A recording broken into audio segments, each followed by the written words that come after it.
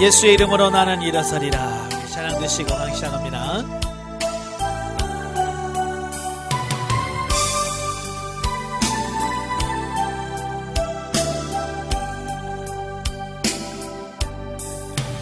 예수의 이름으로 나는 일어서리라. 주가 주신 능력으로 나는 일어서리라. 원수가 날 향해 와도 쓰러지지 않으리. 주가 주신 능력으로 주가 주신 능력으로 주가 주신 능력으로 일어서리. 아멘. 기도하겠습니다.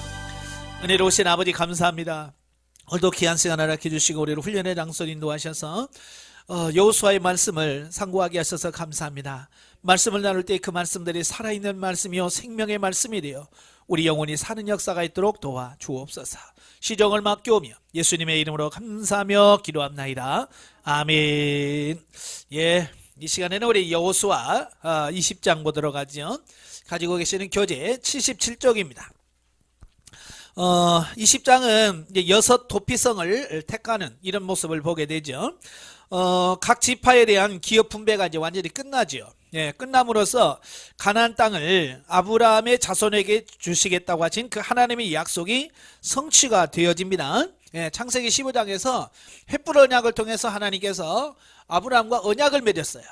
예, 그 언약이 주어진 지 약 690년, 700년이 되어서 이루어지는 거예요. 대단하시죠? 예, 우리는 어때요? 약속해놓고 잘 지켜 안 지켜요? 요즘엔 약속을 너무 잘 어겨요. 근데 하나님은 한번 약속하면 이게 100년이든 200년이든 700년이든 한번 약속하시면 지키신다는 것 말이에요. 그러니까 하나님이 그만큼 신실하시다, 믿을만하다, 그런 얘기죠. 예. 그래서 이제 남은 일이 있다면 이스라엘 백성들이 하나님의 자녀로 약속의 땅에 들어가서 살아가기에 필요한 사회 규범을 새로 제정하고 정비하는 것이다 라고 하는 거예요. 그러니까 지금까지는 어찌 보면 광야 생활과 가나안 정복 전쟁을 하는 과정에서 어찌 보면 임시적인 삶이잖아요. 정착은 완전한 삶이 아니에요. 임시 방편으로 한 거예요. 그러나 이제는 다 끝났어요. 정복이 끝나고 이제 땅도 다 분배를 받았어요. 그래서 이제는 정상적인 삶이 가동되어야 된다라고 하는 거예요. 그래서 광야에서와는 다른 새로운 규범이 필요하다라고 하는 것을 보게 돼요. 자, 그래서 본문은 그 일환의 하나로서 하나님께서 모세에게 주셨던 도피성 제도를 설정하는 거예요. 하나님께서 가나안에 들어가거든 반드시 도피성을 만들어라 라고 명령했거든요. 자, 그래서 도피성을 만들게 되어지죠. 사실 그 피해 보수법에 따르면 살인자는 반드시 죽임을 당하도록 되어 있어요. 창세기 9장에 보면 그 노아 홍수 그 방주에서 나오면서 하나님께서 노아에게 하신 말씀이 있어요. 사람을 죽이지 마라. 사람을 죽이는 자는 반드시 죽여라. 자, 이렇게 하나님께서 명령하셨어요.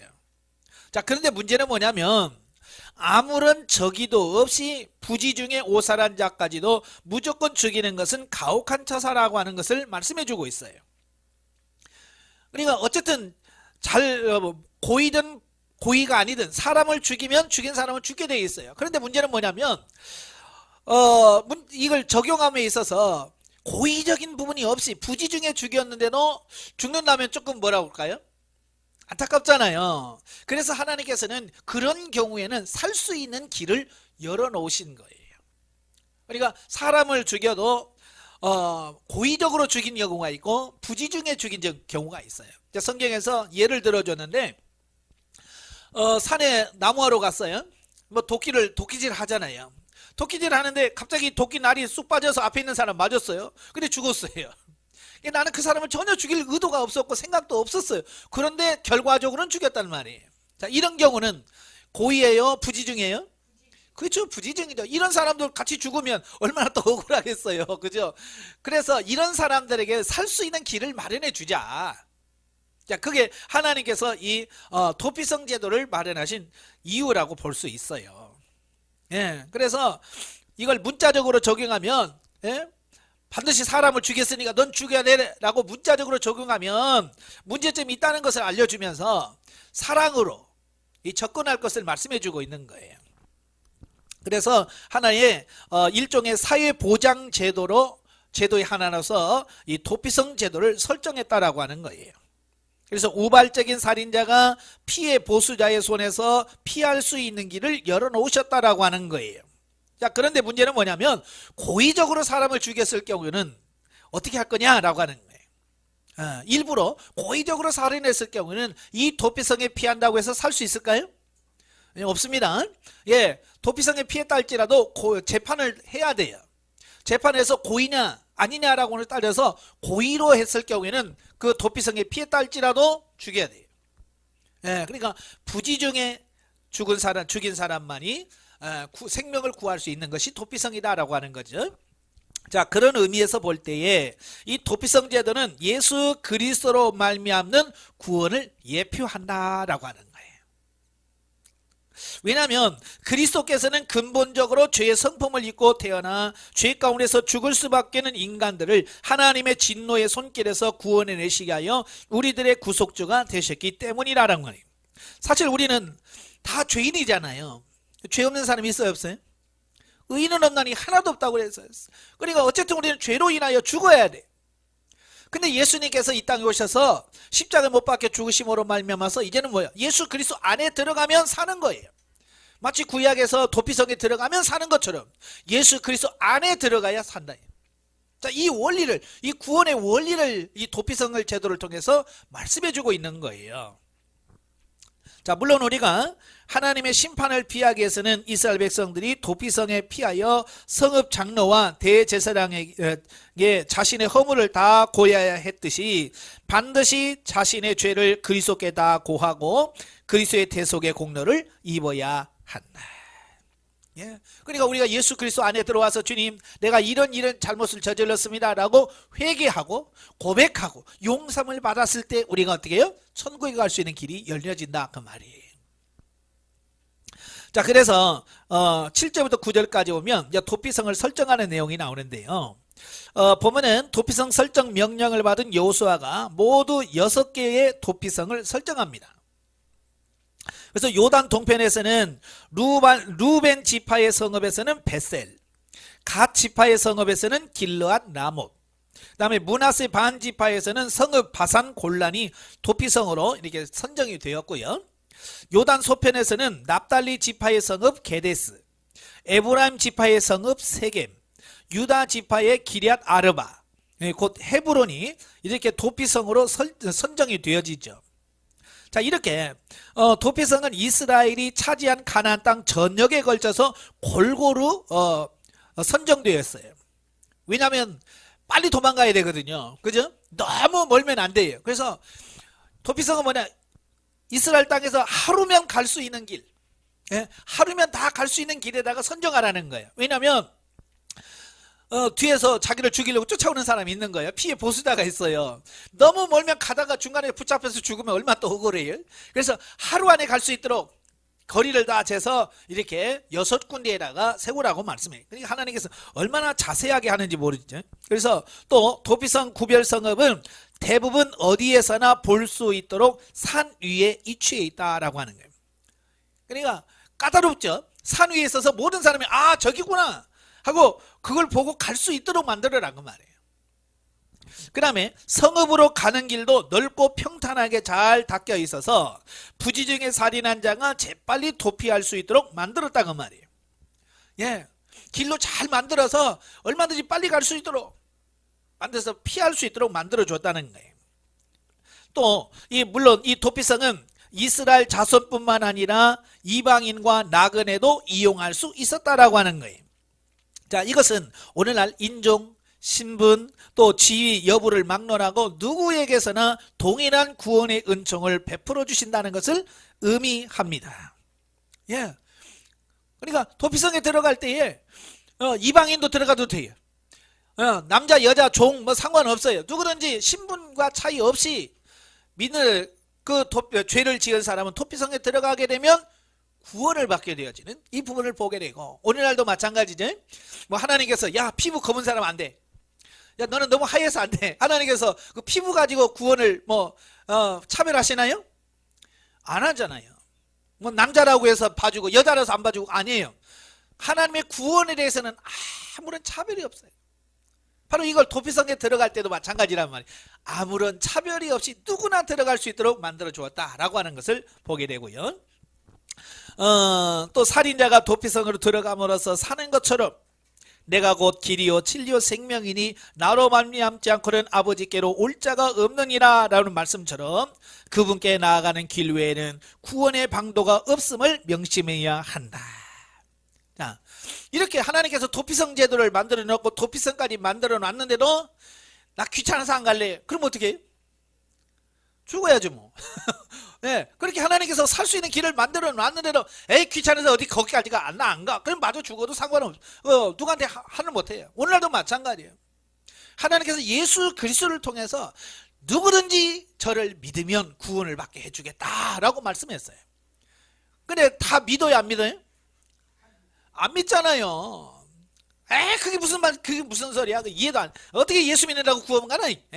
착한 일 해야 천국 가지. 뭐 이런 사람들이 너무 많다는 말이에요. 그러니까 하나님께서 이렇게 구원의 길을 열어놓으셔도 거기에 동참하지 않고 믿지 않은 사람은 구원받지 못한다고 하는 사실을 말씀해주고 있는 거예요. 그러니까 구약시대는 도피성으로 들어가야 구원받았듯이 이 신약시대는 예수 그리스도 안에 들어갈 때 구원을 받는다. 이것을 도피성 제도를 통해서 말씀해주고 있는 거예요. 아시겠죠? 자, 영적에 보죠.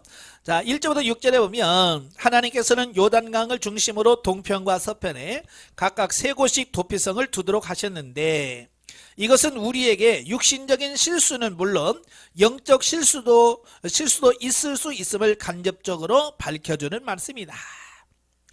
그러니까 하나님께서 이렇게 도피성 제도를 만들어 놓으신 것은 우리가 완벽하다면 만들 필요가 없죠. 그죠? 그러니까 이걸 만들어 놨다는 것은 우리 인간은 언제든지 범죄할 수 있고 실수할 수 있다는 것을 전제로 한 거예요. 그러니까 우리가 우리 자신을 너무 믿어도 안 돼요. 정말 믿을 수 없는 게 우리 육신이에요. 그렇죠? 이걸 너무 믿지 말고요. 우리가 언제든지 실수할 수 있고 나도 죄 지을 수 있다는 사실을 인정을 하고 조심해야 돼. 그래서 성경은 깨어있어라, 경성해라 라고 말씀하고 있는 거예요. 그래서 너희 중에 누구든지 선주로 생각하는 자는 넘어질까 조심해라. 그래서 죄 지은 사람 보면 다 누구냐면 나는 괜찮아, 나는 이런 사람들이 넘어진단 말이에요. 그러나 늘 나는 연약합니다, 나는 언제든지 넘어질 수밖에 없어요, 하나님 도와주세요 라고 해서 사람은 안 넘어진단 말이에요. 우리말에 그런 말이 있잖아요. 골골 80이라고 있잖아요. 그죠? 왜 골골 80일까요? 그렇죠. 맞아요. 골골하는 사람은 늘 조심합니다. 먹는 것도 항상 조심해요.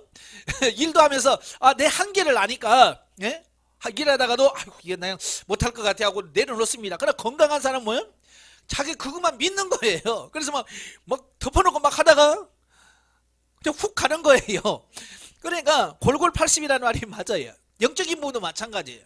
나는 건강해, 나는 아무 상관없어, 그런 사람 가는 거예요.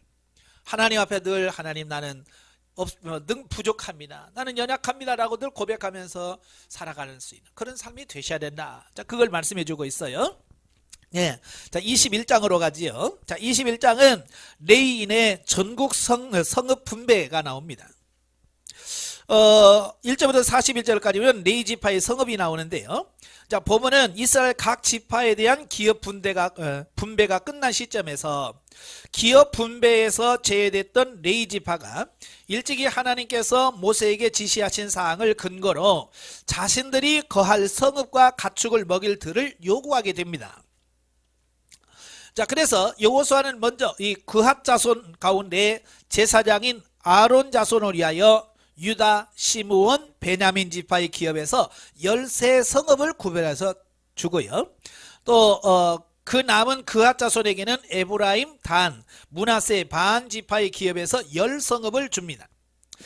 그리고 게르손 자손은 이사갈, 아셀, 요단 동편, 므낫세 반 지파에서 13성읍을 주고요. 무라리 자손은 루벤, 갓, 스불론 지파에서 12성읍, 그래서 도합 48개 성읍을 레인들에게 주고요. 그 성읍들 주변 2000규빗 안에 있는 것을 다 레인에게 주어서 그들이 기르는 가축을 거기서 먹일 수 있도록 만들어 준 거예요. 자, 레위 지파는 어떤 사람들이냐면 성막에서 하나님의 일에만 전념하도록 특별히 하나님께서 구별해 놓은 지파예요. 그래서 이 사람들은 육신의 먹고 사는 문제를 위해서 일하지 않고 오직 하나님을 위해서 일할 수 있도록 만든 거예요. 그러니까 그런 사람들은 어떻게 해야 돼요? 먹여줘야 되잖아요. 그래서 먹고 살 수 있도록 하나님께서 그들에게 살 수 있는 집, 또 그들에게 가축을 돌볼 수 있는 들이 필요한 거예요. 그래서 그것을 하나님께서 다 공급해 주시는 이런 부분들을 보게 되어집니다. 자, 이건 뭘 말하냐면 오늘날에도 하나님의 부르심을 받고 하나님의 일하는 사람은 하나님께서 먹을 것, 입을 것, 모든 것 책임져 주신다라고 하는 거예요. 그래서 하나님 뭐라고 말씀하냐면 레인에게는 땅의 기업을 주지 마라. 내가 그들의 기업이다. 예, 하나님이 그들의 기업이 되신다고 그랬어요. 예, 하나님이 그들의 기업이 된다는 말은 하나님께서 모든 것을 책임져 준다. 그 얘기와 같은 거죠. 갈수록 하나님이 나의 기업이 된다는 이 의식이 많이 줄어드는 것 같아요. 저도 이제 목회자입니다만은 목회자에서 이런 의식이 많이 좀 희석이 됐어요. 그래서 일해야 된다, 예, 라고 하는 분들이 있어요. 그분들이 잘못됐다고 하는 것은 아닌데요. 이제 그 사람 본인들의 믿음에 따라 달라지겠죠. 정말 하나님이 나의 기업이라고 믿고 하나님께 맡기는 분이 있고, 예? 그 믿음이 없으니까 내가 일해서 또 사도 바울처럼 내가 돈 벌어서 이렇게 사역하면 할 수 있겠다라고 해도 또 큰 죄는 아니라고 봐요. 그렇지만 어떻게 하는 것이 보다 효율적이고 하나님의 일을 잘 감당할 수 있을까? 그것이 더 중요하겠죠. 자, 본문에서 알 수 있듯이 레위 지파가 이스라엘 전역에 흩어져 살게 된 것은 이것은 과거 레위와 시므온에게 이스라엘 중에 흩으리로다 라고 하는 야곱 예언의 성취라고 할 수 있다.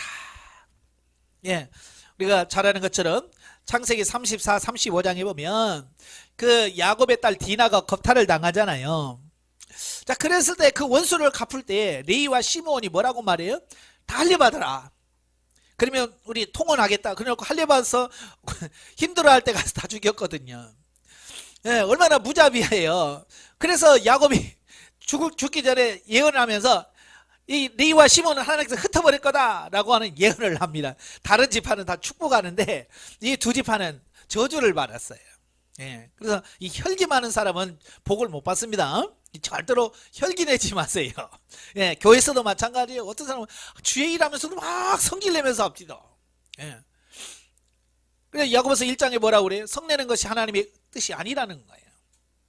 절대로 성내면서 하나님 일 하지 마라. 예. 그래서 흩으리로다 라고 하신 그 말씀에 따라서 레위 지파는 어때요? 전 이스라엘 48개 성읍으로 다 나누어졌어요. 예. 그런데 레위 지파의 분산은 단순히 이 저주로 그치는 것이 아니라는 거예요. 물론 그것의 성취이긴 하지만 꼭 이걸 저주라고 할 수는 없다는 얘기예요. 즉 하나님께서는 레위 지파에 대한 저주를 오히려 하나님을 섬기는 복으로 바꾸셨다라고 하는 거예요. 그러니까 저는 이제 성경을 보면서 소망을 갖는 게 뭐냐면 한번 저주를 받았으면 끝, 이게 아니란 말이에요. 이건 운명론이에요. 운명론은 뭐냐? 나는 한번 저주받기로 태어났으니까 어쩔 수가 없어. 어떻게든 이거 바꿀 수가 없어. 그냥 그렇게 살아야만 돼 라고 하는 게 운명론이에요. 근데 성경은 운명론이 아니잖아요. 예정론이에요. 하나님의 그 저주를 받았다 할지라도 내가 회개하고 돌이키면 다시 하나님 구원해 주시는 은혜가 있어요. 그래서 성경은 절대로 운명론이 아닌 거예요. 운명론은 바꿀 수가 없어요. 그래 하나님은 바꿀 수가 있어요. 저주했지만 내가 회개하고 돌이키면 하나님은 항상 바꾸시는 분이에요. 자, 시므온과 레위 두 지파가 저주받았지. 흩으리로다 그랬어요. 근데 레위 지파는요, 정신을 바짝 차립니다. 정신을 바짝 차려서 회개하고 하나님의 바르게 삽니다. 그래서 출애굽기 32장에 보면 금송아지 사건이 나오죠. 금송아지 사건 나올 때에 그 모세가 그래요. 여호와 편에 섰는 자 나와라 그래요. 다른 집안은 아무도 안 나와요. 근데 레위 집안만 쫙 오고 나와요. 그걸 보면서 하나님께서 너를 내가 하나님을 섬기는 나의 종으로 삼겠다. 그러면 그때부터 레위 지파가 이제 하나님의 일하는 일꾼으로 전면에 서게 돼요. 그래서 이제 제사장이 레위 지파에서 나오죠. 예? 하는 성막을 섬기는 아주 그 고귀한 일을 저주받았던 레위 지파가 그걸 받아들여요. 이게 하나님의 역사예요. 근데 문제는 시므온이에요. 시므온은 정신을 못 차려요. 예? 똑같이 저주받았는데 정신을 못 차려요. 그래서 민수기 25장인가요? 거기 보면 바알부올 사건 나오잖아요. 예, 그때 제일 앞장섰던 지파가 누구냐? 시므온 지파예요. 예, 그래서 시므온은요 광야에서 제일 많이 죽어요. 예, 처음 나온 숫자의 절반 이상이 죽어서 들어가요. 정신 못 차린 거예요. 또 가나안 땅에 들어가서도 정신 못 차리죠. 다른 지파들은 막 땅 차지하려고 막 열심히 하는데 얘네들은 그럴 마음도 없어요. 그러니까 얼마나 답답한지 여호수아가 유다에게 가서 야, 너 너무 땅이 많이 차지하는데 시므온한테 좀 떼줘라. 그래서 자기 기업도 못 받고 유다 지파가 얻은 땅에서 더부살이에요. 요즘 말하면 월세방 사는 거예요. 네, 정신 못 차리면 그러는 거예요. 우리도 마찬가지예요. 저주를 받았어도 회개하면 돼요. 오늘 레위 지파가 그런 거예요. 그래서 저주를 오히려 복으로 바꾼 지파가 레위 지파다. 그래서 요즘에 막 자꾸 흙수저, 금수저 자꾸 얘기하는데요. 흙수저라도 하나님의 바로 세워지면 금수저가 됩니다. 예. 그래서 이제 레위 지파는 분산을 통해서 백성들에게 하나님의 율법을 가르치고 공의를 실행하는 등 이스라엘 전역에 하나님의 거룩한 영향력을 미치게 하는 임무를 담당하게 하신 것이다. 이것은 오늘날 세상의 빛과 소금으로 부름을 받은 성도들이 자신이 속한 사회 각 분야에서 하나님의 뜻을 펼치며 그리스도인으로서의 향기를 뿜어내는 삶을 살아야 함을 교훈한다. 그러니까 레위 지파를 이스라엘 전역에 깔잖아요. 그죠? 다 퍼져 삽니다. 그래서 그들은 율법을 가르치고 하나님의 말씀대로 사는 것이 뭔가를 보여주어서 모든 사람들이 하나님을 따라 살 수 있도록 그 역할을 하는 거예요. 자, 오늘날도 마찬가지죠. 하나님 믿는 성도들을 이런 하나님에 뭉쳐가지고 공동체 생활하는 게 아니에요. 뭐 신앙촌인처럼 우리 다 모여서 살자. 그게 아니잖아요. 하나님은 뿔뿔이 흩어져 살기를 원하시잖아요. 그죠? 왜 뿔뿔이 흩어지게 만드실까요? 예. 여러분이 흩어진 가정, 그 지역에서 빛과 소금의 역할을 감당해라. 그런 의미예요. 그래서 여러분들이 교회에서 신앙생활하고 교회에서만 끝 아니라 이제는 가정에 들어가면 집 주변에 믿지 않은 자들을 살피고 그들을 도와주고 협력해서 정말 예수를 믿는 사람들의 삶이 이런 거다라고 하는 것을 보여줄 수 있는 그런 삶이 되어야 된다 그 말이에요. 이걸 예표로 보여준 거예요. 자, 그 다음에 이제 43절에서 45절에 보면 안식을 누리게 된 이스라엘. 보면은 각 지파에 대한 기업 분배와 레인의 성읍 할당을 마침으로써 하나님께서 약속하신 가나안 온 땅을 이스라엘에게 다 주셨음과 저들이 안식을 누리게 되었음을 밝힘으로써 이제 하나님의 뜻이 다 성취되었음을 선포하고 있다. 예. 그래서 아브라함에게 말씀하신 그 언약이 이제 이 여호수아를 통해서 땅이 다 분배되어지고 분배한 땅에서 거함을 통해서 편안히 쉼을 통해서 그 언약이 성취되어졌다. 이처럼 하나님은 아브라함에게 처음 약속하신 이후 약 690년이 지났지만 결코 당신의 언약은 잊지 않으시고 다 이루으셨는데 이런 사실은 성도들에게 큰 기쁨이요 소망이 아닐 수 없다. 왜냐하면 옛날 이스라엘 백성에게 하신 약속을 신실하게 지키신 그 하나님께서는 오늘날 우리들에게 하신 약속, 곧 하나님의 나라를 우리에게 주어서 안식을 누리게 하시리라고 하는 약속도 반드시 지키실 것이기 때문이다. 그죠? 이게 사람도 그렇잖아요. 내가 믿을 수 있는 사람은 끝까지 믿잖아요. 그죠? 그래서 나중에 팥으로 매주를 쓴다고 해도 믿잖아요. 왜? 지금까지 신실하게 했으니까 믿는 거죠. 그러나 거짓말 맨날 친 사람들은 뭐라고 그래요? 야, 나는 너를 콩으로 매주 쓴다고 안 믿어. 이렇게 되잖아요. 하나님은 뭐예요? 지금까지 역사 속에서 한번 약속하시면 반드시 성취하신 분이에요. 그러니까 아직 성취되지 않은 부분, 우리의 구원이라든지 새하늘과 새 땅이라든지 이런 건 아직 우리도 모르잖아요. 그죠? 그런데 하나님께서 지금까지 이런 약속들을 다 성취하신 것을 보아서 그것도 역시 이루실 거라는 사실을 우리가 믿는 거예요. 그만큼 하나님께서 우리에게 신실함, 믿을 수 있도록 만들어 주셨기 때문에 그런 거예요. 만약에 하나님께서 야, 오늘 기분 나쁘다, 야, 너 다 치울까? 오늘 기분 나쁜데, 에이, 너 이렇게 막 하나님께서 기분 막 감정대로 했다면 지금 여러분 뭐 해야 돼요? 하나님 눈치 봐야 돼. 지금 오늘 하나님 기분 좋은가? 하나님 오늘 기분이 좋은가? 기도할 때도 눈치 봐서 해야 돼. 그죠? 근데 여러분 기도하면서 하나님 눈치 봐요, 안 봐요? 안 보잖아요. 왜? 하나님은 예전이나 지금이나 동일하신 분이시고 그리고 기분과 감정에 따라서 막 하시는 분이 아니. 그래서 그분만은 정말 하나님은 믿을만하고 우리가 신실하신 분이기 때문에 언제든지 가서 기도할 수 있는 부분이 됩니다. 만약에 하나님 우리 같으면 하나님 좀 주무시나 어찌되시나 봐야 되고 기분이 좋으시나 봐야 돼. 근데 그럴 필요가 없다는 거예요. 한편 본문에서 이스라엘이 안식을 누릴 수 있게 되었다는 것이 완전한 가나안 정복을 의미하지는 않는다. 왜냐하면 그들에게는 아직도 정복해야 될 땅과 진멸돼야 될 가나안 족속들이 상당 부분 남아있기 때문이다. 예, 다 진멸해야 되는데 진멸 안 했잖아요. 못했어요. 그럼에도 불구하고 성경은 뭐라고 그래요? 안식했다. 예, 이걸 말씀해 주고 있어요.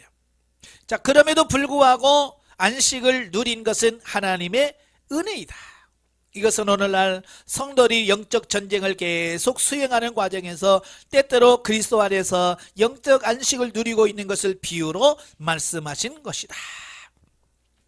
자, 그래서 저와 여러분이 이제 훈련을 받다가 이제 가나안 2다시 넘어가서 여리고 무너지면요, 여러분들 다 느낄 수 있는 게 뭐냐면 뭔가 모르지만 내 안에서 평안을 누리는 뭔가를 발견하게 돼요. 이건 내 기분과 감정과 상관없이 이 평안한 뭔가가 있어요. 막 나는 화내는데 얘는 화를 내지 않아요. 나는 막 바빠 죽겠는데 얘는 바쁘지도 않아요. 그 뭔가가 내 안에 있어요. 그게 뭐냐? 영에서 누리는 안식이에요. 처음에는 그 부분이 아주 작아요. 저도 훈련하면서 육신은 막 성질 나가지고 막 팍팍 끼는 막 열나고 스팀 팍팍 나는데 이 안에서는요, 찬양하라 내 영혼 하면서 막 이 안에서 찬양하면서 아주 편안한 또 다른 내가 있는 거예요. 도대체가 이 둘이 막 성질 나 있는 나와 또 안에서 찬양하고 있는 내가 막 이렇게 부딪히는 거예요. 내가 성질 내도 얘는 뭐야? 그러니까 육이 느끼는 것과 영이 느끼는 감정이 너무 다르다는 것을 묻게 돼요. 근데 그 적재 조금 느려졌던 그 안식이 이제 진리 단계가 들어가면 상당히 많은 부분을 차지합니다. 생명 단계에 들어가면 많은 부분을 차지합니다. 그래서 이제는 육신으로 막 안달복달 하는 것보다는 안식에서 영 안에서 누리는 평안이 훨씬 더 큽니다. 그래서 어떤 문제를 만나든지 막 부글부글 끓고 막 그런 게 아니라 차분하고 평안하고 안정된 삶 가운데서 그걸 해결해가는 이런 모습을 보게 돼요. 자, 이걸 말씀해 주고 있어요. 그러니까 어렸을 때는 부분적으로 맛보던 안식이 진리 생명 단계에 들어가게 되면 그 부분을 상당히 누릴 수 있는 부분이 되어진다는 것을 비유로 말씀해 주고 있습니다. 다 돼서가 아니에요. 여전히 여기 남아있어요. 제 안에도 육신이 남아있고요, 아직도 제 안에 혈기가 남아있고요, 제 안에도 미운 감정이 남아있고요, 아직도 내가 더 시기하는 마음, 질투하는 마음이 있어요. 그래서 어떤 사건을 딱 만나면 그 폭 올라옵니다. 그죠? 왜? 있기 때문에 나오는 거예요. 그렇지만 이 안식을 누리는 부분이 훨씬 크고요, 이제 영이 성장하면 그걸 다스립니다. 정복합니다. 그래서 막 혈기를 내도 너 왜 혈기 내냐? 그러면 혈기가 사그라집니다. 예, 다스려져요. 그래서 이 안식을 계속해서 누릴 수 있겠도록 하나님께서 마련해 주신다는 거예요. 참 다스릴 수 있다라고 하는 게 너무 중요한 거예요. 옛날에는 뚜껑 열리면 이게 안 닫혀요. 그죠? 김이 확 나면 안 가르쳐요. 옆에서 막 뭐라고 하면 막 더 성질 내죠. 그죠? 여러분 성질 냈을 때 남편이 뭐라고 하면 어때요? 죽어요? 더 성질 납니까? 당신이 뭐 한다고 그래! 자, 우리는 그렇잖아요. 에? 나 지금 열받았는데 누가 옆에서 하면 더 열받아. 그런데 진리 생명당에 들어가게 되면 말 안 해도 내가 스스로 야, 너 왜 열받았어? 너 내려가. 사라져. 그러면 막 뚜껑 열렸다가도 그냥 쑥에 내려가 버려. 금방 평안해져 버려. 야, 이걸 보면서 다스림이라는 게, 이게 왕의 신분이 회복된다는 게 뭔가를 이해하게 돼야 돼요. 그렇게 되어지길 바랍니다. 소망이 있습니다. 예. 22장으로 가지요. 자, 22장은 이제 두 지파반의 귀환과 요단 동편의 제단 사건을 말씀하고 있는데요. 자, 1절부터 9절 요단 동편 용사들의 귀환. 보면은 가나안 정복이 일단락되고 각 지파에 대한 기업 분배가 끝나자 여호수아가 요단 동편에서 기업을 얻은 대가로 요단 서편 가나안 정복에 앞장섰던 루벤과 갓과 므낫세 반 지파의 용사들을 불러 장기간에 걸친 정복 전쟁 동안에 수고한 공로를 치하합니다. 예, 약 5년 넘게 전쟁을 했거든요. 5년에서 6년 사이를 정복전쟁을 했으니 얼마나 힘들었겠어요. 그러니까 여호수아가 너 정말 수고했다라고 치하를 하고 그들에게 권고와 더불어 축복한 후 여러 재물을 주어 그들의 기업으로 돌아가도록 조처를 했다라고 하는 거예요. 자, 이상에서 우리에게 교훈을 두 가지 주는데요. 첫째가 뭐냐? 요단 동편 두 지파 반 용사들의 형제애라고 하는 거예요. 즉 그들은 가나안 정착 전쟁에 소요된 5년이란 긴 기간을 힘들고 언제 목숨을 잃을지도 모르는 상황, 위험한 상황에서도 그들은 약속대로 항상 정복 전쟁의 맨 앞에서 활약했고 여호와의 명령을 성실하게 수행했다라고 하는 거예요. 그러니까 요단 동편 땅을 모세에게 받을 때 그들이 한 약속이 있잖아요. 예, 우리가 가나안 정복 전쟁에서 맨 앞에 서서 우리 형제들이 다 그 땅을 차지할 때까지 우리는 돌아오지 않겠습니다. 그리고 나서 형제들의 기업을 받은 다음에 우리가 돌아오겠습니다라고 약속을 하잖아요. 그죠? 그 약속을 지켰단 말이에요. 5년이 넘게. 전쟁이 뭐 놀러 가는 것도 아니잖아요. 여러분 5년 동안 여행하고 오라면 어떡하겠어요? 5년 동안 그냥 너 맘대로 여행하고 돌아와. 5년 참 지겨울 거예요. 그지? 놀고 오는 것도 지겨운데 이 전쟁이에요. 이거 전쟁은 언제 어디서 어떻게 죽을지도 모르는 상황이란 말이에요. 그럼에도 불구하고 그들은 끝까지 그 약속을 지켰다는 거예요. 이게 중요한 겁니다. 약속은 지켜야 되는 거예요. 그러니까 그 약속을 잘 지키니까 칭찬도 듣고 그 기업도 받게 되는 이런 부분을 보게 되고요. 자, 둘째는 귀환하는 두 지파반을 빈손으로 보내지 않는 여호수아의 미덕이다. 즉 여호수아는 전쟁에서 노획한 많은 재산과 가축과 기타 재물을 두 지파반의 용사에게 주어 그들의 가족들과 나누어 갖도록 했다라고 하는 거예요. 그러니까 5년 반 내지 6년 동안 열심히 그 전쟁에 나가서 수고했는데 집으로 돌아갈 때 빈손으로 돌아가면 어떻게 합니까? 그죠? 그래서 그들이 얻은 것들을 다 그들에게 충분한 대가를 지불해주는, 예, 자, 그런 걸 보게 돼요. 그러니까 일한 대가를 지불받는다고 하는 게 얼마나 중요한가라고 하는 거예요. 근데 가끔 보면 일하는 대가를 주지 않는 경우가 많아요. 봉사라고 하는 미명 아래에서 일을 시켜놓고 거기는 대가를 안 줘요. 그러니까 봉사해놓고 시험 드는 분들이 참 많아요. 특별히 교회 안에서도 마찬가지예요. 물론 이제 교회에서 우리가 봉사하는 게 있고요. 봉사가 있고 또 일하는 게 있잖아요.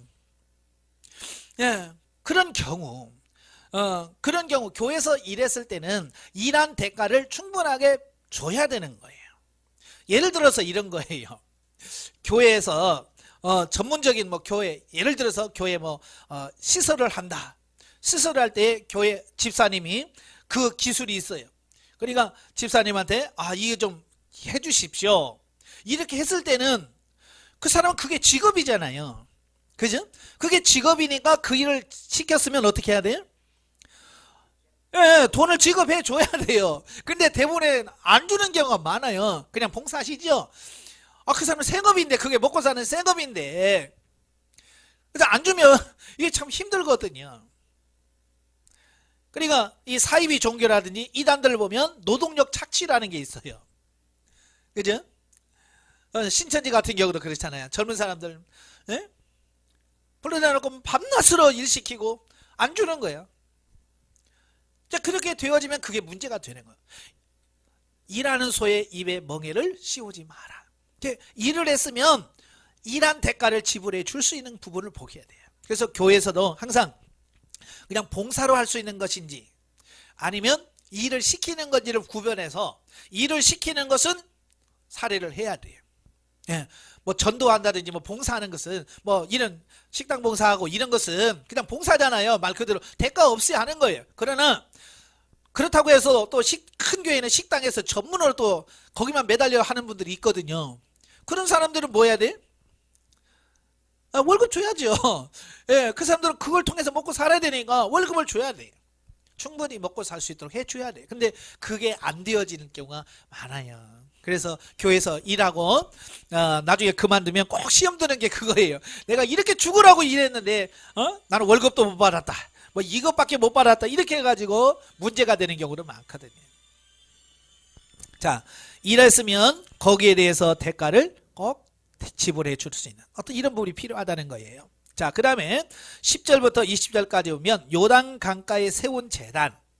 보면은 가나안 정복 전쟁을 마치고 돌아가던 요단 동편 두 지파 반 용사들이 요단 강가에 이르자 거기에 큰 단을 쌓음으로 요단 서편 지파 사람들이 오해하여 그들과 싸우기 위하여 실로에 모여서 사실 여부를 확인하기 위한 조사단을 파견한 내용이 나옵니다. 사실 요단 동편 두 지파 반은 가족을 뒤로 한 채 요단을 건너 5년이란 오랜 시간을 전장에서 보내고 요단을 건너 자기들의 기업으로 돌아가게 되었다는 것은 매우 감격스러운 일이 아닐 수 없었다. 이에 그들은 요단 강가에 이르러 그동안 하나님께서 자신들을 보호해 주신 사실을 기념하고 또 자신들도 요단 서편 지파와 동일한 하나님의 언약 백성임을 증거하기 위하여 큰 단을 쌓습니다. 이러한 그들의 행위는 매우 신앙적인 행위고 민족적 화합을 위한 애국심의 발로였어요. 그러니까 좋은 의도로 만든 거예요. 아주 좋은 의도로 만들었는데 그런데 문제는 뭐냐? 그걸 바라보는 요단 서편 지파 사람들은 그들의 행동을 뭘로 오해했냐면 우상숭배의 행위로 오해했다는 거예요. 이들이 하나님을 안 섬기고 딴 신을 섬기려고 이 제단을 쌓았구나 라고 오해했다라고 하는 거예요. 그래서 그들은 여호와의 신앙을 바르게 세우기 위해서 그들과 싸워야 돼. 자, 이렇게 서로 싸움도 불사하겠다고 결의하고 조사단을 파견했다는 거예요. 자, 여기서 우리가 본문에서 우리가 잘 기억해야 될 것이 뭐냐면 첫째, 사실 두 지파반 용사들의 신앙과 형제는 당연히 본받아야 할 귀감이 되는 행동이다.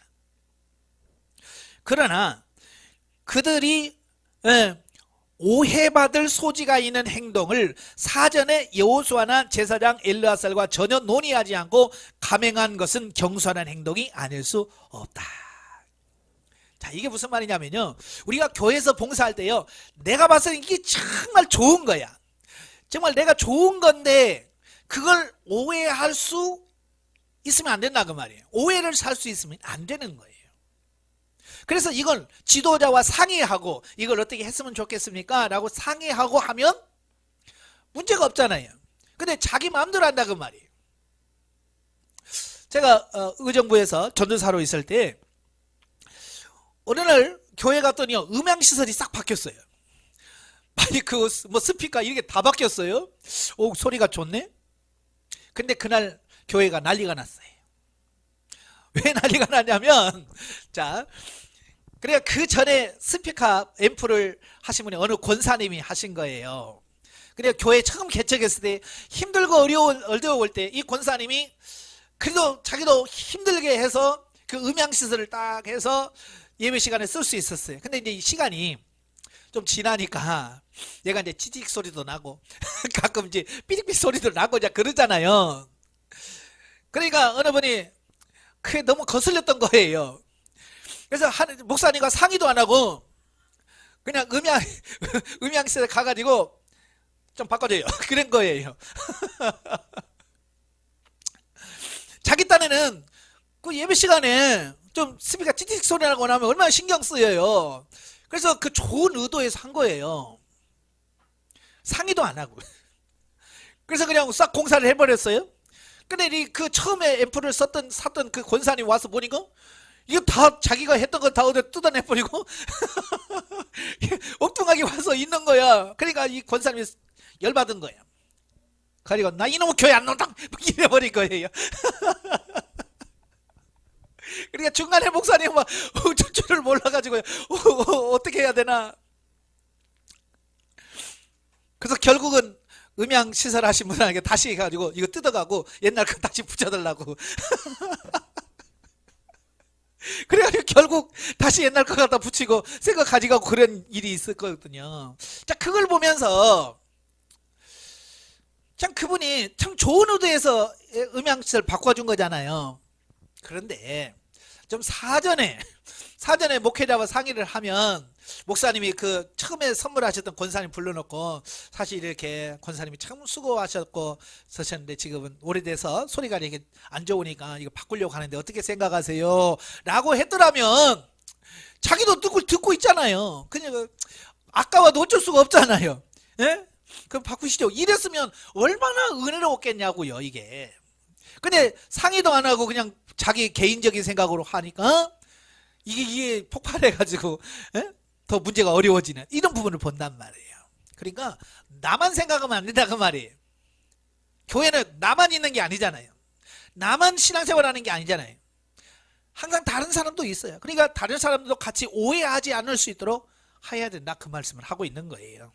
자, 따라서 우리는 비록 선한 목적의 일이라 할지라도 그로 인해 다른 사람들에게 염려와 근심을 끼치거나 신앙 공동체 내에 분란을 일으키는 일만을 피하는 지혜가 있어야 한다. 예, 그러니까 나만 생각하면 안 돼요. 예, 내 입장만 생각하면 안 되고 이걸 보면 다른 사람이 뭐라고 생각할까? 라고 하는 부분도 좀 생각할 수 있는 좀 폭넓은 사람이 되어야 된다. 그 얘기예요.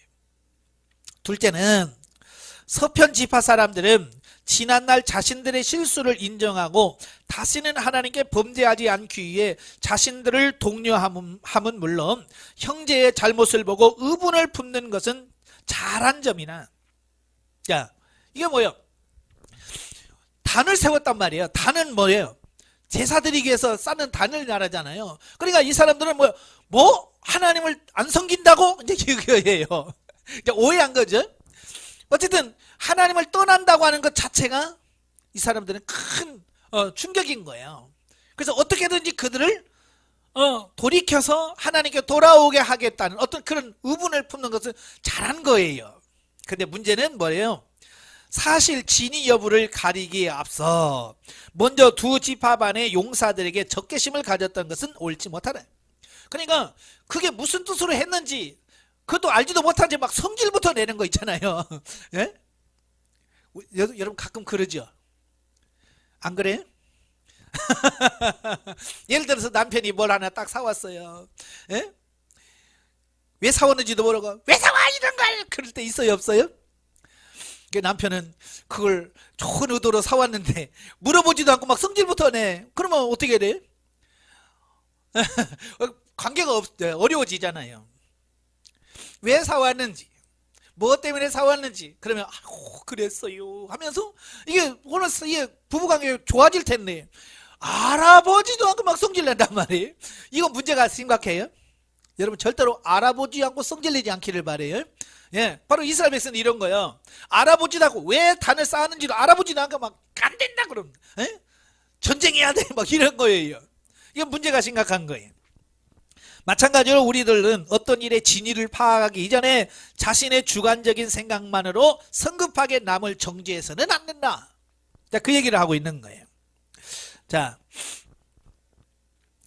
마지막으로 요단 서편 지파 사람들의 눈물겨운 호소다. 즉 진위를 조사하기에 파견받은 그들은 두 지파 반의 잘못을 시정하기 위해서라면 자신들의 기업이라도 내어주겠다고 제안하는데, 이러한 태도, 그들의 태도는 실로 신앙 공동체로서의 참된 연대 의식이라 할 수 있겠다. 이게 무슨 말이냐면 이런 거예요. 너희가 차라리 거기 가서 하나님 떠나려면 차라리 와. 우리가 얻은 분기 나눠줄 테니까, 예? 우리가 떼줄 테니까 그냥 와. 예, 이거예요. 자기 것을 희생하면서까지도 그들을 신앙으로 가자고 보듬는, 이게 필요한 거예요. 예, 얼마나 그들을 사랑했으면 내가 힘들어서 얻은 그 기업을 떼줄 테니까 이리 오라고까지 하겠어요. 그러니까 이런 사랑과 이런 인내하는 마음이 있었기 때문에 하나가 되는 거죠. 자, 그 다음에 21절 34절에 보면 본문은 요단 동편 두 지파 반의 해명으로 인하여 오해는 해소되고 오히려 온 이스라엘이 하나님께 찬송하며 기뻐하는 전화위복의 말씀이다. 그러니까 처음에는 오해했을 때는 막 성질 났잖아요. 그럼 그거 왜 했는지를 아니까 이제 기뻐할 수밖에 없는 거예요. 니네들 그런 뜻으로 했구나. 그러면 아이고 미안하네, 우리가 오해를 했네. 그러니까 어때요? 전화위복이 되어지는 이런 부분을 보게 돼요. 그래서 사실 비느하스를 단장으로 하는 조사단의 충고와 질책을 받은 두 지파 반의 용사들은 자신들의 진심을 몰라주는 그들이 야속했을 것이고, 지난날 그들을 위해 희생한 자신들의 공로를 무시한 채 싸우러 온 요단 서편 지파 사람들의 태도가 매우 불쾌할 수도 있었다. 그렇죠? 예? 우리 뜻도 몰라주고, 예? 우리가 각해 너희를 위해서 다 일했는데 말이지, 이렇게 할 수도 있단 말이에요. 자, 그런데 두 지파반은 이걸 감정적으로 이걸 대항하지 않아요. 감정적으로 대항하지 않아요. 나중에 사사기에 보면 그 베냐민 지파와 그 11지파가 전쟁을 하게 되잖아요. 그죠? 레이 사람의 첩을 강간하다 죽었잖아요. 자, 그때 베냐민 지파가 감정적으로 하면 안 돼요. 그렇잖아요? 그래, 우리가 잘못했다. 이랬으면 전쟁이 안 일어나잖아요. 그런데 감히 우리에게 그래서 전쟁 가가지고 다 죽고 600명밖에 안 남잖아요. 자, 이런 거예요. 감정적으로 하면 안 돼요. 절대로 주의 일하면서 교회에서 감정적으로 일하면 안 됩니다. 아시겠죠? 그래서 이 감정을 처리하는 훈련을 많이 하셔야 돼. 그래서 여러분 안에 이 감정이 올라오면 주님, 이 감정을 십자가에서 처리시켜주세요라고 꼭 처리할 수 있기를 바래요. 예? 어떤 교회는 재직해다 막 싸우고요, 공동회에다 싸우고 그러거든요. 예? 이거 막 혈기를, 이 감정을 못 해가지고 그러면 안 됩니다. 자기 감정을 억누르고 자신들의 행동의 취지와 목적이 희생 제사를 위하여 드린 것이 아니라 자기를 또 하나님의 언약 백성임을 후손들에게 알리기 위한 방편이었음을 성실하게 설명을 하자 오해가 풀렸다. 그러니까 성질로 감정으로 대립하지 말고 잘 설명하면 이해가 되잖아요. 그죠? 사실 본문에 나오는 두 지파반 용사들과 요단 서편 사람들 사이의 오해와 분쟁은 하나님께 대한 양편 모두의 신앙의 열의에서 비롯된 거예요. 따라서 이 사건을 계기로 더욱 서로의 우위가 돈독해지고 하나님께 대한 신앙적 열의 또한 더욱 심화되었다. 본문은 종교적 편견과 오해로 인하여 서로 싸우고 불신하는 풍조가 팽배한 오늘날의 교계에 신선한 충격을 주는 교훈이 아닐 수 없다. 예. 이렇게 서로 이해하고 양보하고 해야 되는데 이게 안 돼요. 그래서 많은 분들이 그래요. 목사님, 왜 이렇게 우리나라는 교단 교파들이 이렇게 많아요? 예. 너무 많이 갈라졌어요. 이게 뭐냐, 이렇게 서로 화해하고 용납하고 있지는 않은 거예요. 모든 걸 감정적으로 그냥 나와서 만들고. 우리 성경 말씀으로 돌아가야 돼요. 자, 영적에 봅니다. 본문에서 이스라엘 두 지파반이 자기들의 몫으로 분배받았던 요단 동편으로 돌아가는 중에 단을 쌓았는데 그 단을 쌓은 이유로 오해를 일으켰다. 그러나 그들의 오해는 불식되고 서로 화합하고 새로운 연합의 기쁨을 누리고 하나님께 영광을 돌리며 각자의 땅으로 돌아갔다. 이 내용은 영적인 의미로서 우리의 영혼과 육체가 하나님 안에서 연합하여 참되고 성숙한 그리스도인의 삶을 살아가야 할 것을 보여주고 있다. 우리가 처음 영성훈련 받을 때는 이 영과 육이 원수지간이 돼요. 서로 대립해요. 그러나 진리 생명당에 들어가게 되면 이래 육은 영혼을 돕는 조력자가 되어야지. 그래서 영과 육이 하나가 되어서 하나님의 일하는 이런 상태가 되어진다는 것을 비유로 설명해 주고 있습니다. 23장으로 가지요. 이스라엘 지도자들에 대한 여호수아의 최후 훈계. 1절부터 5절까지 보면 여호수아의 하나님의 역사 회고. 여호수아는 기업 분배를 모두 마친 후 아마도 이스라엘의 행정 정반을 각 대표자들에게 위임, 그러니까 각 지파마다 족장이 있잖아요. 그 지파의 대표에게 모든 권한을 위임을 하고 자신은 자기 받은 성읍인 딥나세라에서 여생을 보내듯 하다. 그러다가 그의 생애를 마감할 즈음에 이르자 그들에게 부유한 마지막 사명을 감당하기 위해서 백성들의 대표를 모아 그들에게 하나님이 이스라엘을 위해 행하신 지난날의 모든 행사를 기억할 것과 또 계속해서 그 하나님을 열심히 섬길 것을 권면합니다. 자, 이렇게 본문에서 여호수아가 죽기 전 최후 순간까지도 하나님께 받은 사명을 게을리지 않았는데 이러한 모습은 오늘날 여러 가지 구실로 할 수만 있으면 하나님의 일을 피하고 등한히 하려고 하는 우리들에게 훌륭한 기감이 된다. 예, 그래요. 여러분, 하나님이 일하는 게 좋아요, 싫어요? 좋아요? 예, 감사하지요. 근데 대부분의 많은 사람들은 하나님의 일을 맡는 거에 대해서 굉장히 부담스러워해요.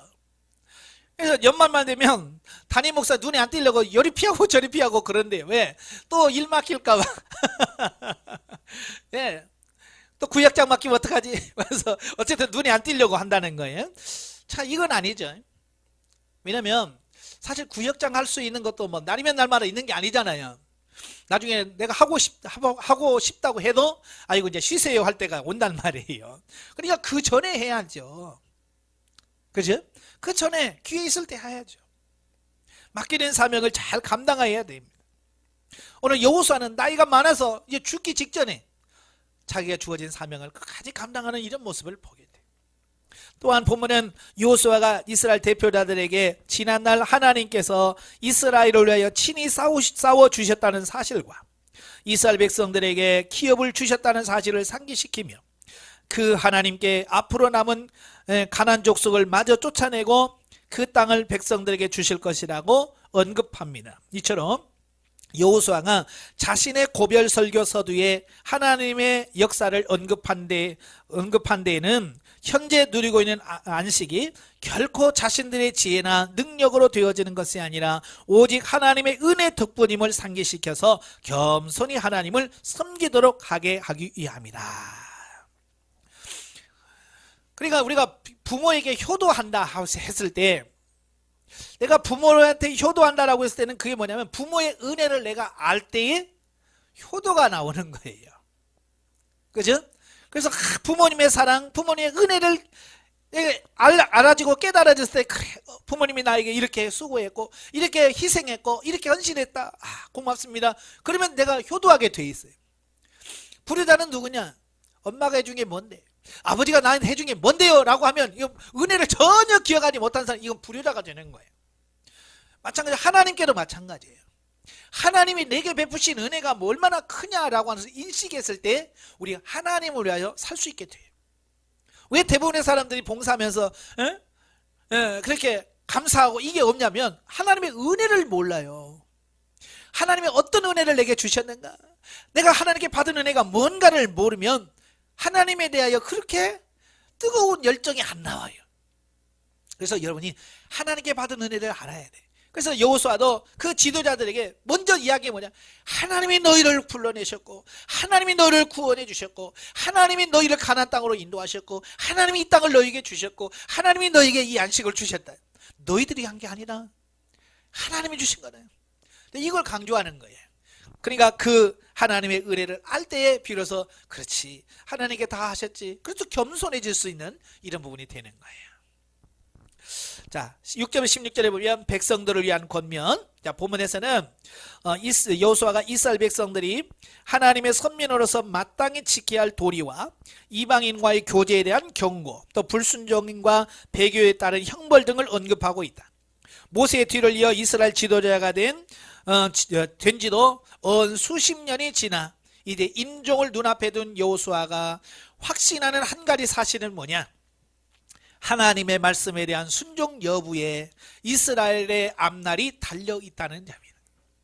그러니까 지금까지 그 지도자의 생활을 쭉 수십 년을 해오면서 여호수아가 깨달은 게 뭐냐면 하나님의 말씀에 순종할 때에 순종하는 여부에 따라서 앞날이 결정된다는 거예요. 그러니까 순종하면 형통하고 불순종하면 징계가 오고 저주가 온다. 이걸 신명기 사관이라고 그래. 이걸 신명기적 사관. 신명기에서 이걸 말씀하거든요. 항상 하나님이 너희 앞에 생명의 길과 사망의 길이 있다. 너희 중에 선택을 해라. 사망의 길을 선택해서 순종하면 너희가 하나님 복을 받고 너희가 불순종의 길을 선택하면 저주를 받을 것이다. 이거예요. 내가 어떻게 선택하느냐에 따라서 결과가 달라진다고 하는 거예요. 여호수아는 분명히 이걸 아는 거예요. 자기도 해봤잖아요. 그죠? 12명의 정탐으로 파송했다가 10명이 죽는 걸 경험했잖아요. 그죠? 또 가나안 정복하면서 하나님의 말씀대로 하면 막 태양이 멈추기도 하고 요단강이 갈라지기도 합니다.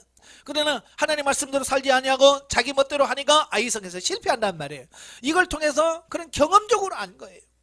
아, 하나님의 말씀에 순종하면 복을 받구나. 그렇다면 앞으로도 마찬가지예요. 그러니까 너희들도 앞으로 갈 때 절대 하나님 말씀 순종해라. 그럴 때 너희가 형통한 길이 있을 거다. 자, 이 얘기를 하고 있는 거예요. 그래서 그는 자신의 고별 설교에서 백성들에게 오직 모세의 율법을 힘써 지키고 좌로나 우로나 치우치지 말 것을 당부하고 있다. 자, 이것은 오늘날 시대가 바뀌어도 이게 바뀌었을까요? 이건 안 바뀝니다. 이건 진리예요. 하나님의 말씀을 순종하는 것, 순종에 따라서 우리 앞날에 복과 저주가 있다라고 하는 것은 이 구약이나 신약이나 똑같아요. 이 진리는, 이 원리는 똑같은 거예요. 오늘 이 신약 시대에도 내가 하나님의 말씀을 듣고 성령의 지도를 받고 순종을 하면 생명이 돼요. 그러나 우리가 그 길을 순종하지 않으면, 불순종하면 징계와 저주가 있다는 걸 꼭 기억하시기를 바랍니다. 예, 특히 여호수아는 백성들에게 가나안 족속과의 혼인과 우상 숭배를 엄격히 금지시켰는데, 그것은 가나안 족속과의 혼인으로 말미암아 이 백성들이 이방 풍습에 물드는 것을 막고, 또한 하나님에 대한 배교 행위인 우상 숭배 행위를 막기 위함이었다. 예, 그러니까 계속해서 모세와 여호수아를 통해서 그 가나안 족속들과 결혼하지 마라. 왜냐하면 그들은 어렸을 때부터 바알과 우상을 숭배하는 그 습관 속에서 자랐어요. 시집으로 와도 그게 바뀔까요? 안 바뀌어요. 끌고 가려고 그래, 도리어. 그래서 그들과 결혼하면 안 된다. 왜? 그들이 너희를 미혹할 거다. 여러분, 솔로몬이 처음부터 죄를 졌나요? 아니잖아요. 처음에는 기본 산당에서 1,000번제를 드리면서 지혜를 달라고 얼마나 했습니까? 근데 그가 나중에 말년이 됐어요. 우상숭배를 하고 산마다 산당을 짓고 막 우상을 세우고 그랬어요. 왜 그럴까요? 이게 부인이 1,000명이니까. 그러니까 부인 1,000명을 어떻게 그들의 마음을 따뜻거릴 수가 있겠어요? 그러니까 불만이 많은 거예요. 그러니까 불만을 잠재우기 위해서 내 소원이 뭐냐? 여기다 우상 하나 세워주세요. 우리가 믿는 신 하나 세워주세요. 그래, 알았어, 세워. 이렇게 돼버리는 거예요. 예? 그러다 보니까 산마다 다 우상 단위가 서 있고, 이렇게 되니까 이스라엘 땅이 우상화 돼버리는 거예요. 장가 잘못 가면 인생 망칩니다. 예, 이걸 알아야 돼. 그래서 여러분, 자녀들, 믿지 않는 자녀들이 있을 때 그 믿음의 형제와 자매 결혼해서 믿음의 가정을 꾸리도록 위해서 기도하셔야 돼요. 굉장히 중요한 거예요. 아마 여러분 중에서 홀믿음이라고 이제 부부 중에 한 사람만 믿었을 때 그 가정이 얼마나 힘든지 아시잖아요. 집에 가서 대화가 돼야죠. 대화가. 그죠? 같이 믿으면 성경 얘기하고 신앙 얘기하고 그럴 텐데 전혀 엉뚱한 얘기하니까 이거 말이 안 통하니까 그 제일 답답하다고 그래요. 네, 대화가 안 되니까 그게 불신 결혼한 결과라고 할 수 있는 거예요. 그러니까 빨리 그런 사람들 전도해서 같이 신앙생활을 해야 되겠죠. 예, 사실 가나안 족속은요 이스라엘과 교제의 대상이 아니라 마땅히 진멸시켜야 할 대상이에요. 그럼에도 불구하고 하나님의 섭리와 이스라엘의 불신앙적 행동으로 인해 그 일은 성취되지 못하고 다윗 시대에 이르러서야 비로소 온전하게 성취되었다. 참, 얼마나 일을 안 했으면요 다윗 시대에 와서야 이 가나안 족속들을 다 몰아내고 승리할 수 있었어요. 아무튼 이스라엘 백성들은요 가나안 족속을 진멸하고 그들과의 교제는 단호히 배격해야 했다. 왜냐하면 남겨진 족속들을 통해 장차 자신들에게 올무와 덫이 되며 또한 채찍과 가시가 되어 자신들을 괴롭힐 것이기 때문이다. 이스라엘은 여호수아의 경고를 무시함으로써 큰 고통을 겪게 됩니다. 이제 바로 사사기 넘어가게 되면 왜 그들이 그런 고통을 받는지를 그냥 나와요. 예, 바로 그들이 진멸하지 못하고 남겨진 족속들이 들고 일어나서 괴롭게 하는 거예요. 영적에 보죠. 자, 5절에서 여호수아는 이스라엘이 가나안을 완전히 정복하고 그들 나라가 건설되도록 하나님께서 친히 싸워 주실 것이므로 율법을 지켜 좌로나 우로나 치우치지 말 것을 말씀한다. 이는 우리가 말씀의 법에 순종했을 때 하나님의 나라를 누리는 자가 되도록 역사하실 것을 말씀한다. 하나님의 계명을 지키도록 명하심은 바로 우리에게 축복하시기 위한 것임을 알 수 있다. 이게 굉장히 중요한 거예요. 우리는 하나님 왜 이렇게 귀찮게 해요? 왜 이렇게 힘들게 자꾸 이거 하라 마라 그래요? 라고 할 수 있겠죠. 그런데 하나님은 우리에게 복 주시려고, 복 주실 근거가 있어야 되잖아요. 학교에서나 나라에서 누구에게 상을 주잖아요. 상 줄 때는 뭐가 있어야 돼요? 그렇죠. 왜 상을 주는지를 해야 되잖아요. 그래서 학교도 모범상, 뭐 선행상, 장려 뭐 이런 걸 다 있잖아요. 그 앞에 있잖아요. 네가 착한 일 많이 했으니까 내가 선행상 줄게. 너 뭐 친구가 잘 지냈으니까 내가 우정상을 줄게. 이런 근거가 있어서 상을 줘야지. 그냥 아무나 야 너 우정상, 너는 사랑상, 너는 뭔 상 이런 막 주면 뭐야 이거 종이밖에 안 되잖아요. 그러나 근거가 있을 때 나중에 내가 이 상을 이래서 받았다 라고 받은 사람도 자긍심을 가질 수 있는 거예요. 예, 하나님도 마찬가지예요. 우리에게 복을 주시는데 아무 짓도 안 했는데 하나님 막 복 주시면 사단이 와서 왜 줘요? 따집니다. 그 욥기서를 보면 나오잖아요. 욥기서에 보면 하나님이 그러자 하나님의 아들 천사들도 있고 사단도 있단 말이에요. 거기서 야 너 우스 땅에는 욥 봤냐? 그렇게 순전하고 정직하고 하나님 잘생긴 사람 뭐 봤냐? 그러니까 사단이 뭐라고 그래? 에이 다 이유가 있지요 뭐. 지가 괜히 그러겠어요. 하나님 주시니까 그렇죠. 한번 그거 뺏어봐요. 어떻게 되나? 자 이렇게 되는 말이에요. 예, 다 하나님께서 근거가 있단 말이에요. 복을 주시는 거예요. 그걸 안 하면 사단이 그렇게 한단 말이에요. 하나님 복 주셨으니까 그러죠. 뺏어봐요. 그렇게 사단은 공격해 온단 말이에요. 그러니까 하나님도 거기에 대해서 야 봐라 저렇게 기도 열심히 하잖아. 기도 열심히 하면 내가 복 주는 게 뭐 잘못됐어? 이게 사단한테 하나님 할 수 있는 말이 생기는 거예요. 내가 순종했을 때는 근거가 된단 말이에요. 봐라 쟤 내 말을 얼마나 잘 듣냐.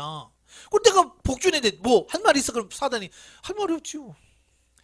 근거가 확실하니까. 그러니까 하나님께서 우리에게 복 주시려고 근거를 마련하시려고 율법을 주신 거예요. 말씀을 주신 거예요. 너 기도해. 그래서 기도하면 그래 응답해 주시는 거예요. 사단이 뭘 못해. 야 내가 성경에 봐라. 구하면 주신다고 했잖아. 기도하니까 내가 주는데 뭔 말 있어? 그럼 사단이 아무 말도 할 수가 없는 거예요. 문제는 뭐냐? 기도도 안 하고 주세요 하니까 이게 문제가 되는 거예요. 기도하면서 순종하시면서 하나님께 기도하시면 하나님 응답해 주실 줄 믿습니다. 자 마지막 24장이죠. 자 여호수아의 고별사 및 죽음에 대한 말씀이에요. 1절부터 13절 하나님의 구원 역사 회고. 자 본문에서 여호수아는 이스라엘 대표들을 세겜으로 부릅니다. 거기서 과거에 하나님께서 아브라함을 불러 언약을 맺은 사실부터 가나안 땅의 정복 및 정착 시기까지 하나님의 섭리로 이루어진 지난날의 이스라엘 역사를 순차적으로 회고합니다. 이러한 역사회고는 결국 백성들로 하여금 하나님이 온 우주의 주권적 통치자이심을 깨닫게 하고 저들로 자긍하지 못하게 하려는 의도다. 예. 그러니까 그들을 불러놓고 하나님께 또 이게 어떤 은혜를 베풀었는가, 이걸 역사적인 사실을 쭉 설명하면서 이건 하나님의 은혜, 하나님의 통치 아래서 모든 게 이루어진다는 사실과 이건 하나님이 하셨다, 하나님이 하셨다, 이걸 말씀하는 거예요. 그러니까 하나님이 하셨다고 하는 것을 그들이 인정하는 순간 아까 말한 것처럼 겸손해질 수 있는 거지. 내가 한 게 없는데 뭐 내가 교만할 게 뭐 있어요, 그죠? 예, 특히 이스라엘 조상이 우상을 섬기던 죄인이었으나 하나님께서 아무런 조건 없이 불러 당신의 언약 백성으로 삼으셨다는 사실은 백성들로 하여금 하나님 앞에 더욱 겸손하게 하였을 것이다. 그죠? 하나님이 아브라함을 불렀잖아요. 근데 아브라함이 뭐 하는 사람이었어요? 우상 숭배하는 사람이었어요. 그런데 하나님 부르셨단 말이에요. 그러니까 이거 뭐요? 하나님의 이 전적인 은혜잖아요. 하나님의 은혜고 사랑인 거예요. 그러니까 어떻게 하나님을 배신할 수 있겠어요? 그래서 이렇게 말한 것은 결국 겸손해라, 자만하지 마라, 너희가 무언가를 해서 이 땅을 얻은 것처럼 착각하지 마라, 그 얘기를 하고 있는 거예요. 한편 여호수아가 자신의 최종 교훈을 세겜에서 했다는 사실에서 우리는 주목할 필요가 있다. 자, 왜냐? 세겜은 본래 아브라함이 가나안 땅에 제일 먼저 단을 쌓고 하나님께 예배했던 곳이다. 예, 그러니까 하나님의 부르심을 받아서 이 아브라함이 가나안 땅에 왔어요. 가나안 땅에 와서 제일 먼저 단을 쌓고 하나님께 예배를 드렸던 곳이 어디냐? 세겜이에요. 또 야곱이 라반의 집에서 돌아와 모든 우상을 묻었던 곳이 어디냐? 세겜이에요. 그죠? 그래서 지금까지 가지고 있던 금목걸이, 우상 장신구들 다 떼서 세겜성에 다 묻어버리잖아요. 상수리랑 미래 다 묻어버리고 베들로 올라가죠. 자, 그러므로 여호수아가 그의 최후 설교지로 세겜을 택한 것은 다분히 의도적이다. 이런 의도를 갖고 있다는 거예요. 즉 여호수아는 옛날 조상들의 신앙적 결단의 장소였던 세겜에서 설교함으로써 백성들로 하여금 보다 하나님을 잘 섬기고 우상을 멀리하도록 단호하게 신앙적 결단을 내릴 수 있게끔 돕고 있는 것이다. 참 이걸 보면 여호수아는 참 하나하나 세밀하게 배려하고 신경 쓰고 있는 이런 모습을 보게 돼요. 예, 그러니까 저도 이제 성경을 보면서 그냥 여기서 성경을 읽는 것과 성지순례 가서 현장에서 그것을 읽는 거하고는요 차이가 있더라고요. 그러니까 베데스다 연못가에서 그걸 보면서 성경을 보는 것과 또 갈릴리 호수 배에서 또 하나님을 찬양하는 것과 오병이의 기적을 일으켰던 베세다 광야에서 하나님께서 예수님께서 여기서 이렇게 하셨구나라고 인식하면서 성경 읽는 건 차이가 있는 거예요. 바로 여호수아가 세겜에서 아브라함이 제사 드리고 단을 쌓고 야곱이 묻었던 그곳, 그런 의미를 알고 설교를 하면 훨씬 더 감동적이지 않겠나. 자, 그런 거죠. 그렇게 세밀하게 이렇게 신경을 쓰는 이런 모습을 보신단 말이에요. 자, 이러한 그의 모습 속에서 우리는 어떻게든 백성들을 바른 길로 인도하려고 최선을 다하는 그의 열의와 백성들에 대한 뜨거운 애정을 엿볼 수 있다. 14절부터 18절까지 보면 여호수아의 촉구와 백성들의 결단이 나옵니다. 자, 본문에서 여호수아는 백성들에게 하나님을 섬기든 우상을 섬기든 가부간에 결정할 것을 촉구합니다. 그러니까 아직도 이들 중에는 벌써 얼마 안 됐는데도 불구하고 우상 숭배하는 사람이 또 생겼던 것 같아요. 그러니까 여호수아가 하나님을 섬기든지 우상을 섬기든지 둘 중에 하나를 결정해라, 이 말씀을 하는 거거든요. 이에 백성들은 이방신을 섬기지 아니하고 하나님만 섬기겠다라고 결단을 합니다. 자, 여기서 우리는 첫째, 하나님과 세상을 겸하여 섬길 수 없고 반드시 양자택일을 해야 한다는 점. 예, 하나님이 우리에게 말씀하셨어요. 둘을 섬길 수는 없다. 재물과 하나님을 겸하여 섬길 수가 없다. 한 종이 두 주인을 섬길 수 없듯이. 자, 옛날에는요, 이 노예를 살 때에 은 30이면 노예를 하나 사요. 근데 노예 살 돈이 없어요. 그러면 이제 우리 둘이 합작해서 한 노예를 하나 사자. 예, 그래서 15세겔씩 해가지고 은 30에 종을 하나 삽니다. 그래서 오늘은 우리 집에서 일하고 내일은 저 집에 가서 일하고 이렇게 반절반절씩 이렇게 하는 경우도 있었어요.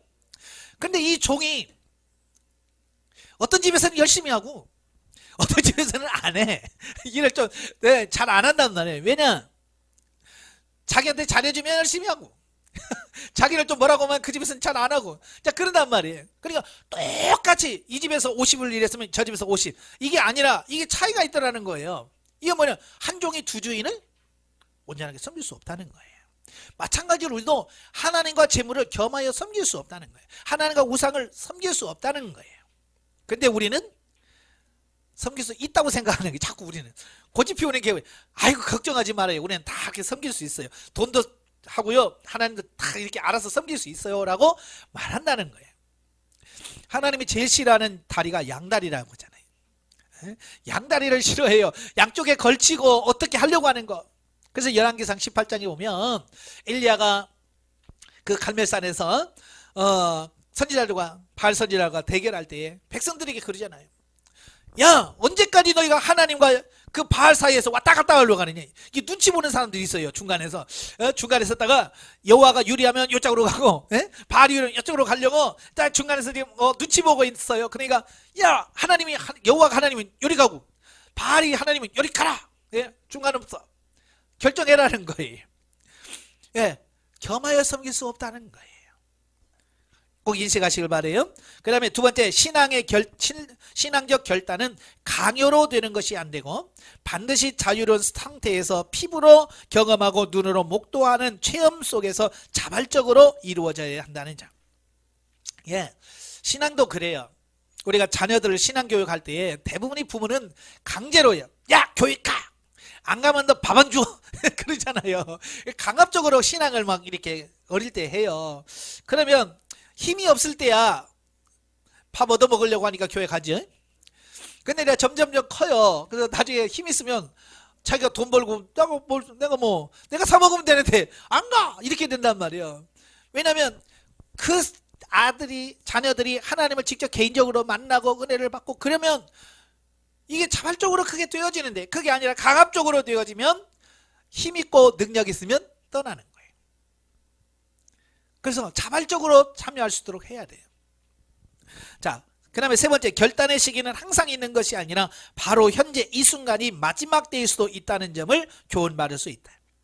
그러니까 결단은 빨리 할수록 좋은 거예요. 미루지 말라는 거예요. 왜? 내일은 내 시간이 아니에요. 사실 오늘 밤에 주님이 나를 불러가실 때 어떻게 알아요? 그죠? 그러니까 항상 신앙적 결단은 미루지 말고 지금 바로 하는 것이 중요하다. 이걸 교훈하고 있습니다. 자, 한편 본문에서 백성들에게 신앙적 결단을 촉구하면서 이스라엘 백성 전부가 하나님을 떠난다 할지라도 자기와 그의 가정만은 하나님만을 섬기겠다라고 선언합니다. 이러한 그의 선언은 이미 수십 년간 젊은 시절부터 갖고 있던 신앙의 표현이었다. 특히 여호수아는 자신뿐만 아니라 자신의 가족과 함께 하나님만을 섬기겠다라고 선언합니다. 이는 여호수아가 이스라엘의 지도자라는 막중한 책임을 맡고 있으면서도 가장으로서의 가족의 신앙을 돌보는 일은 결코 소홀히 하지 아니하였음을 증거해 준다. 이처럼 가장은 무엇보다도 가족의 영적 문제를 책임질 수 있어야 한다. 사실 집안에서 그 영적인 부분은 가장이 어떤 신앙과 어떤 믿음을 가졌느냐에 따라서 그 집이 달라지거든요. 그래서 가장이 잘 믿어야 돼요. 그래서 여기서 가장이라는 것은, 육신적인 가장은 남편이 가장이 될 수 있잖아요. 그지? 그러나 영적인 가장은 다를 수 있어요. 물론 남편이 가장이 정말 믿음이 돈독해서 가정을 끌어가면 좋겠지만 그렇지 못할 수도 있어요. 또 어떤 집은 부인이 가장이 될 수 있어요. 영적 가장. 그죠? 영적 가장이라서 자기 가족들을 다 끌어갈 수도 있습니다. 바로 이 가장, 영적 가장이 어떤 위치에서 어떤 자세로 섬기느냐 중요합니다. 자, 19절부터 28절에 보면 백성들의 약조. 자, 신앙적 결단을 촉구하는 여호수아의 요구에 백성들이 오직 하나님만을 섬기겠다라고 결단을 하지요. 그런데 여호수아는 그들이 우리는 하나님만 믿겠습니다 라고 말하는데 여호수아는 여전히 안 믿어지는 거예요. 왜냐하면 그들이 어떤 사람인 줄 알잖아요. 그죠? 백성들이 쉽게 죄의 유혹에 넘어갈 것을 너무나도 잘 알고 있어요. 그래서 본문에서 백성들에게 재차 다짐을 받은 후에야 비로소 언약을 세우고 기념비를 세워 증거를 삼았다라고 하는 거예요. 그러니까 여호수아는 알잖아요. 그들이 얼마나 변덕스러운 거. 그죠? 얼마나 변덕쟁인지 안단 말이에요. 그러니까 다짐하고 다짐한 다음에 언약을 세우고 기념비를 세워요. 왜? 또 보는 게 있어야죠. 보는 거, 이거 여호수아 우리 결단했지? 이거. 그러면서 그걸 보면서 다시 생각하게 하고 하는 그런 부분이 필요한 거예요. 사실 죄악된 이방 문화가 죄 뿌리 뽑히지 않았고 여전히 죄의 유혹의 요소들이 산재되어 있었던 가나안 땅에서 이스라엘 백성들이 신앙을 지키고 하나님을 섬기겠다라고 맹세한 것은 결코 쉬운 일이 아니었다. 왜냐하면 인간은 본래 죄 가운데 태어나 죄의 유혹에 빠질 소리가 너무 많기 때문이다. 그래서 여호수아는 백성들에게 계속해서 축복 대신에 강한 경고의 말을 들려주지 않을 수 없었던 것이다. 여호수아라고 백성들에게 축복하기 싫었을까요? 축복해주고 싶죠. 근데 축복해주면 뭐합니까? 근데 엉뚱한 짓 하면 그 축복은 아무 의미가 없는데, 그래서 축복하기보다는 경고를 강하게 많이 해요. 모세도 마찬가지예요. 항상 축복과 저주가 나올 때 축복이 많아요? 저주가 많아요? 항상 저주가 많아요. 우리가 잘 아는 신명기 28장 보면 축복은 1절부터 14절까지. 근데 저주는 15절부터 60 몇 절까지인가 있어요. 3배나 많아요. 저주를 그만큼 더 많이 해요. 왜? 그만큼 죄를 지을 수 있는 가능성이 순종하는 가능성보다 훨씬 몇 배, 3배 이상 많다는 것을 보여주는 거예요. 그럼 이스라엘 백성들만 그럴까요? 우리도 똑같다 그 말이에요. 우리도 똑같아. 그래서 늘 우리는 하나님의 말씀을 통해서 경고를 들어야 돼요. 자, 29절 33절에 보면 여호수아와 엘르아살의 죽음. 본문은 본서를 마감하는 결론에 해당되는 부분으로서 여호수아와 대제사장 엘리아살의 죽음에 대한 언급과 과거 출애굽 시에 갖고 나왔던 요셉의 유고를 가나안 땅 세겜에 안장한 사실을 기록함으로써 정력 안식의 약속의 땅 가나안이 이스라엘의 기업이 되었음을 강조하고 있다. 자, 영적에 보면 모세가 백성들을 애굽의 억압과 고통에서 이끌어낸 것은 예수님께서 우리들을 죄의 종도를 해서 해방시킨 사역을 예표한다면 여호수아가 백성들을 가나안에 인도하여 안식하게 한 것은 예수님께서 성도들을 하나님 나라로 인도하시는 사역을 예표한다라고 하겠다. 자, 이렇게 우리와 상관없는 것처럼 느껴지는 이 말씀이지만 바로 예수님을 통해서 우리를 구원하시고 우리를 가나안으로 인도해 가실 예수님의 사역을 다 예표로 다 이렇게 설명해 주고 있어요. 그래서 이 여호수아를 읽어보면 다른 사람에게 준 게 아니야. 오늘 여기 있는 우리들에게 주신 말씀이고 여러분들에게 주신 말씀이에요. 아시겠죠? 자, 그러므로 이스라엘 백성들이 여호수아를 따라 가나안에 들어갔듯이 우리 성도들 역시 대장 되신 예수 그리스도를 따라 뒤따라간다면 한 명도 나고 없이 하나님의 나라에 들어갈 수 있음을 보여준다. 할렐루야. 예, 이스라엘 백성들이 여호수아를 따라갔듯이 오늘 우리도 예수 그리스도의 뒤를 따라갈 수 있는 그런 삶이 되어야 됩니다. 그래야 진정한 이 땅에서 하나님께서 주시는 그 현세 천국과 영원 천국을 맛볼 수 있고 누릴 수 있게 되어진다는 사실을 기억하시길 바랍니다. 기도하겠습니다. 은혜로우신 아버지 감사합니다. 오늘도 귀한 말씀을 들었습니다. 오늘 여호수아를 통해서 하나님이 우리를 어떻게 세워가시며 이끌어 가시는지에 대한 말씀을 들었습니다. 우리가 하나님의 말씀을 따라 순종할 때 하나님의 약속이 우리 가운데서 이루어지고 하나님의 복이 우리에게 주어진다는 사실을 다시 한번 깨달았습니다. 하나님, 언제나 하나님 말씀을 순종하고 주님 예수 그리스도만 따라가는 우리 모두가 되어질 수 있도록 도와주시옵소서. 예수님의 이름으로 감사하며 기도합나이다. 아멘. 하나님께 오늘입니다.